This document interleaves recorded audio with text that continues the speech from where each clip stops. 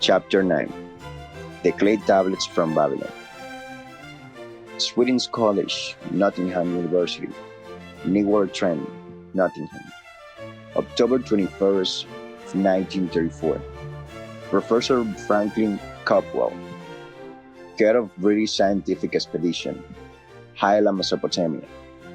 My dear Professor, the 5 clay tablets from your recent excavation in the ruins of Babylon arrived on the same boat with your letter. I have been fascinated, not end, and have spent many pleasant hours translating their inscriptions. I should have answered your letter at once, but delayed until I could complete the translations which are attached. The tablets arrived without damage, thanks to your careful use of preservatives and excellent packing. You will be as astonished as we, in the laboratory, at the story they relate. One expects the dim and distant past to speak of romance and adventure, Arabian Nights, sort of things, when instead it discloses the problem of a person named Abasir to pay off his debt.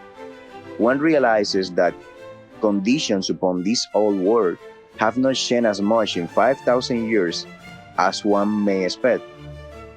It's odd, but these whole inscriptions rather rat me, as the students say. Being a college professor, I am supposed to be a thinking human being possessing a working knowledge of most subjects.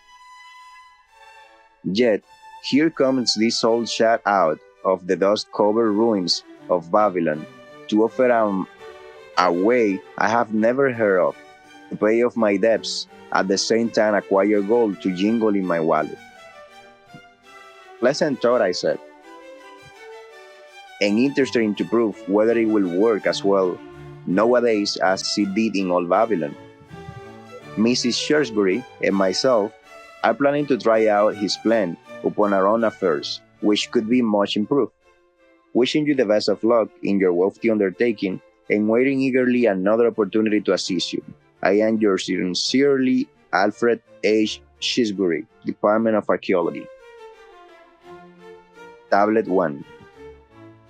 Now, when the moon becometh full, I, the Vizier, who am but recently returned from slavery in Syria, with the determination to pay my many just debts and become a man of means, worthy of respect, in my native city of Babylon, do here engrave upon the clay a permanent record of my affairs to guide and assist me in carrying through my high desires.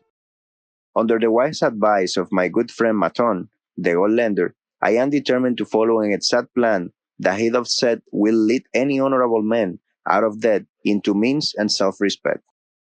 This plan included 3 purposes which are my hope and desire. First, the plan doth provide for my future prosperity. Therefore, 1/10 of all I earn shall be set aside as my own to keep. For Maton speak wisely when he said, "That man who keep in his purse both gold and silver that he need not to spend in good to his family and loyal to his king. The man who hath had a few coppers in his purse is indifferent to his family and indifferent to his king. But the man who had not in his purse is unkind to his family and is disloyal to the king, for his own heart is bitter. Therefore, the man who wished to achieve must coin that he may keep to jingle in his purse, that he have in his heart love for his family and loyalty for his king." Second, the plan doth provide that I shall report and clothe my good wife, who had returned to me with loyalty from the house of her father. For Maton doth say that to take care of a faithful wife put self-respect into the heart of a man and added strength and determination to his purposes. Therefore, 7/10 of all I earn should be used to provide a home, clothes to wear, and food to eat, with a bit extra to spend, that our lives be not lacking in pleasure and enjoyment, but he doth further enjoin the greatest care that we spend no greater than 7/10 of what I earn for these worthy purposes. Herein lie the success of the plan. I must live upon this portion and never use more, nor buy what I may not pay for out of this portion. Tablet 2. Third, the plan doth provide that out of my earnings my debt shall be paid. Therefore, each time the moon is full, 2/10 of all I have earned should be divided honorably and fairly among those who have trusted me and to whom I am indebted. Thus, in due time will all my indebtedness be surely paid. Therefore, do I here engrave the name of every man to whom I am indebted and the honest amount of my debt. Faru, the cloth weaver, 2 silver, 6 copper. Chihar, the couch maker, 1 silver. Amar, my friend, 3 silver, 1 copper. Sankar, my friend, 4 silver, 7 copper. Askamir, my friend, 1 silver, 3 copper. Harinsir, the jewel maker, 6 silver, 2 copper. Dayar Baker, my father's friend, 4 silver, 1 copper. Alcahad, the house owner, 14 silver. Maton, the gold lender, 9 silver. Birejit, the farmer, 1 silver, 7 copper. From here on, disintegrated, cannot be deciphered.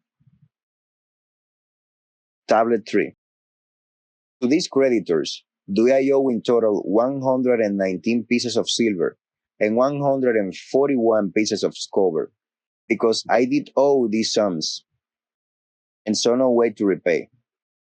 In my folly, I did permit my wife to return to her father and thus leave my native city and seek easy wealth elsewhere, only to find disaster and to see myself sold into the degradation of slavery. Now that Maton doth show me how I can repay my debts in small sums of my earnings, do I realize the great extent of my folly in running away from the results of my extravagances. Therefore, have I visited my creditors and explained them that I have no resources with which to pay except my ability to earn, and that I intend to apply 2/10 of all I earn upon my indebtedness, evenly and honestly. This much can I pay, but no more. Therefore, if they be patient, in time my obligation will be paid in full. Amar, whom I thought my best friend, reviled me bitterly, and I left in humiliation. Barijit, the farmer, pleaded that I pay him first, as he did badly need help. Alcahad, the house owner, was indeed disagreeable and insisted that he would make me trouble unless I did soon settle in full with him. All the rest willingly accepted my proposal. Therefore, am I more determined than ever to carry it through, being convinced that it is easier to pay one's just debts than to avoid them. Even though I cannot meet the needs and demands of a few of my creditors, I will deal impartially with all. Again, the moon shines full. I have worked hard with a free mind. My good wife have supported my intentions to pay my creditors. Because of our wise determination, I have earned during the past month, buying camels of Sunwim and good legs for Nebatur, the sum of 19 pieces of silver. This I have divided accordingly to the plan. 1/10 I have set aside to keep as my own. 7/10 have I divided with my good wife to pay for our living. 2/10 have I divided among my creditors as evenly as could be done in coppers. I did not see Amar, but left it with his wife. Berejit was so pleased he would kiss my hand. All Alcahad alone was grouchy and said I must pay faster. To which I replied that if I were permitted to be well fed and no worry, that alone would be enable me to pay faster. All the others thanked me and spoke well of my efforts. Therefore, at the end of 1 month, my indebtedness is reduced by almost 4 pieces of silvers, and I have possessed almost 2 pieces of silver besides, upon which no man had claim. My heart is lighter than it had been for a long time. Again, the moon shines full. I have worked hard, but with my poor success. Few camels have I been able to buy, Only 11 pieces of silver have I earned. Nevertheless, my good wife and I have stood by the plan, even though we have brought no new raiment and eaten little but herbs. Again, I pay ourselves one tenth of the 11 pieces, while we live upon 7/10. I was surprised when Amar commanded my payment, even though small, so did Birajib. Al-Kahab flew into a rage, but when told to give back his portion, if he did not wish it, he became reconciled. The others, as before, were content. Again, the moon shines full, and I am greatly rejoiced. I intercepted a fine herd of camels and brought many sound ones. Therefore, my earnings were 42 pieces of silver. This moon, my wife and myself have bought much needed sandals and raiment. Also, we have dined well and meat and full. More than 80 pieces of silver we have paid to our creditors. Even Arcahad did not protest. Great is the plan, for it leadeth us out of debt, and giveth us wealth which is ours to keep. 3 times the moon hath been full since I last carved upon this clay.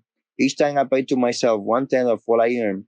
Each time my good wife and I have lived upon 7/10, even though at times it was difficult. Each time I have each time have I paid to my creditors 2/10. In my purse I now have 20 pieces of silver that are mine. It make my head to stand straight upon my shoulders and make me proud to walk among my friends. My wife keepeth well our home and is becomingly grown. We are happy to live together. The plan is of untold value. Had it not made an honorable man of an ex-slave? Tablet 5. Again, the moon shines full, and I remember that it is long since I carved upon the clay. 12 moons, in truth, have come and gone, but this day I will not neglect my effort, because upon this day I have paid the last of my debts. This is the day upon which my good wife and my temple self celebrate with great fasting that our determination have been achieved. Many things occur upon my final visit to my creditors that I shall long remember.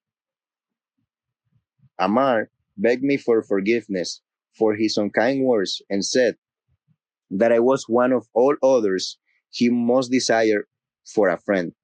Old Arcad is not so bad after all, for he said, thou wert once a piece of soft clay to be pressed and molded by any hand that touched thee, but now thou art of pieces of bronze capable of holding an edge. If thou needest silver or gold at any time, come to me. Nor is he the only one who holdeth me in high regard. Many others speak differently to me. My good wife look upon me with a light in her eyes, that doth make a man have confidence in himself. Yet it is the plan that hath made my success. It hath enabled me to pay all my debts, and to jingle both of gold and silver in my purse. I do commend to all who wish to get ahead, for truly if it will enable a slave to pay his debts and have gold in his purse, will it not aid any man to find independence? Nor am I myself finished with it, for I am convinced that if I follow it further, it will make me rich among men. As Whitting's College, Nottingham University. Newark on Trent, Nottingham, November 7, 1936. Professor Franklin Cadwell, head of British Scientific Expedition, Highland, Mesopotamia. My dear Professor, if in your further digging into those ruins of Babylon, you encounter the ghost of a former resident, an old camel trader named Abasir, do me a favor. Tell him that his scribing upon those clay tablets so long ago has earned for him the lifelong gratitude of a couple of college folks back there in England. You will possibly remember my writings a year ago that Mrs. Shrewsbury and myself intended to try his plan for getting out of debt and at the same time having gold to jingle. You may have guessed, even though we tried to keep it from our friends, our desperate straits, we were frightfully humiliated for years by a lot of old debts and worry sick for fear some of the tradespeople might start a scandal that would force me out of the college. We pay, and every shilling we could squeeze out of income, but it was hardly enough to hold things even. Besides, we were forced to do all our buying where we could get further credit regardless of higher costs. It developed into one of those vicious circles that grow worse instead of better. Our struggle were getting hopeless. We could not move to less costly rooms because we owed the landlord.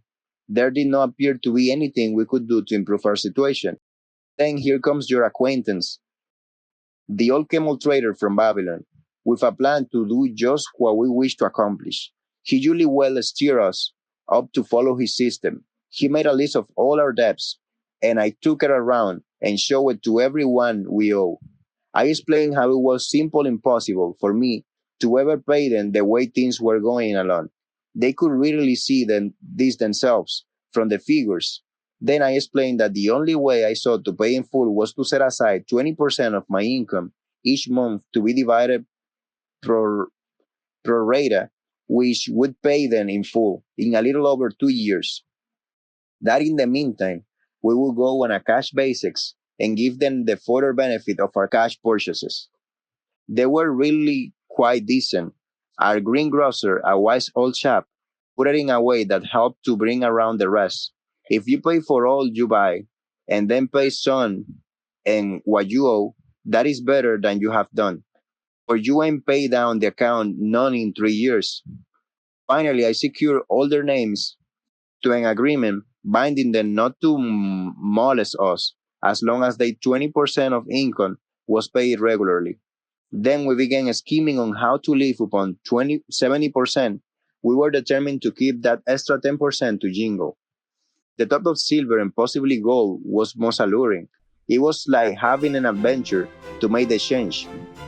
We enjoyed figuring this way, and that to live comfortably upon the remaining 70%, we started with rent and managed to secure a fair reduction. Next, we put our favorite brands of tea and such under suspicion, and we were agreeably surprised how often we could purchase superior qualities at less cost. It is too long a story for a letter, but anyhow, it did not prove difficult. We managed and write cheerfully at that.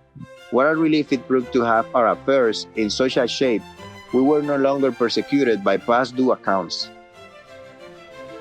I must not neglect, however, to tell you about that extra 10% we were supposed to jingle. Well, we did jingle it for some time.